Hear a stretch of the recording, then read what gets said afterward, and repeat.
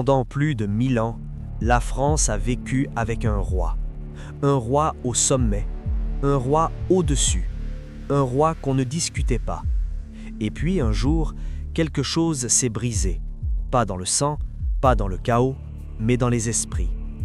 Dans la vidéo précédente, un homme est devenu roi pendant 20 minutes sans ordre, sans trône, sans peuple. Ce moment absurde n'était pas une anecdote, c'était un signal.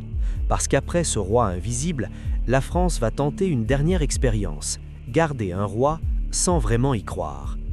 En 1830, le pays est épuisé. Il ne croit plus aux miracles, il ne croit plus aux promesses, il veut juste respirer. On ne cherche plus un souverain sacré, on cherche quelqu'un qui rassure. Alors arrive Louis-Philippe. Il ne monte pas sur un trône glorieux, il hérite d'un siège instable, posé sur les ruines des illusions. Dès le début, tout est différent.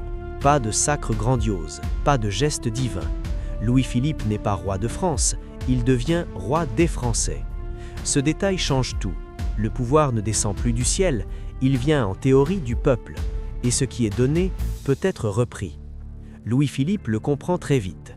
Il se montre simple, accessible, presque ordinaire. Il marche dans les rues, il serre des mains, il sourit. C'est moderne, mais c'est dangereux. Car un roi trop proche cesse d'impressionner. Et quand un roi n'impressionne plus, on commence à le comparer. Les années passent, la France change plus vite que le pouvoir. Les villes grandissent, les inégalités aussi.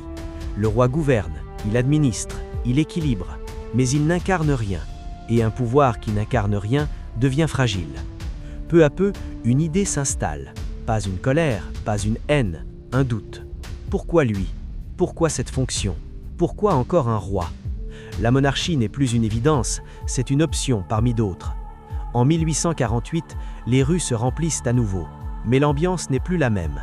Ce n'est pas une explosion, c'est une lassitude collective. Les cris sont moins violents, les regards sont plus froids. Et Louis-Philippe comprend avant les autres. Il n'est pas renversé, il est contourné. Alors il fait ce que peu de rois ont fait. Il part, sans combat, sans martyr, sans légende. Il quitte le pouvoir comme on quitte une pièce devenue inutile.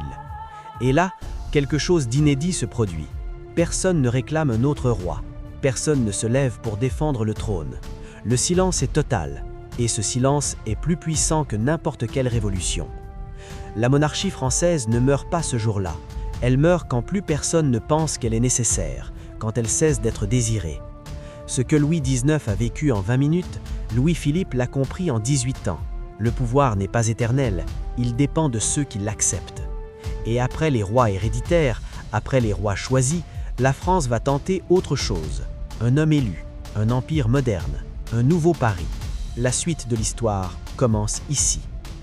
Dans la prochaine vidéo, je vous ferai découvrir l'histoire de Napoléon III, quand le peuple choisit son empereur.